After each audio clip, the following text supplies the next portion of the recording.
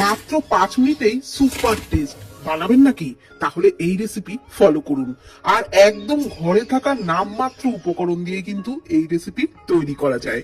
তো এই রেসিপির জন্য একটা মিডিয়াম সাইজের কাঁচা আলুকে ছোট গ্রেটারে গ্রেট করে নিচ্ছি।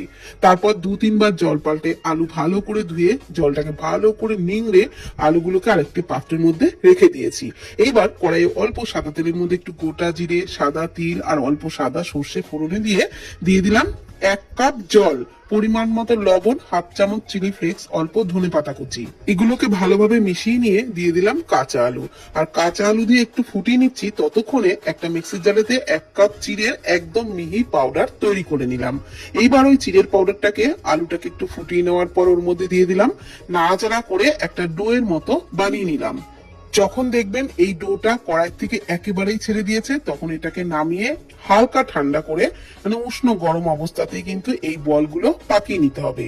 ছোট ছোট করে সব বলগুলোকে পাকিয়ে নেওয়া হয়ে গেলে কড়াইয়ে সাদা তেল ভালো করে গরম করে নিয়ে এগুলোকে ছেড়ে গ্যাসের ফ্লেম মিডিয়াম টু হাইতে রেখেই কিন্তু এগুলো ভাজতে হবে।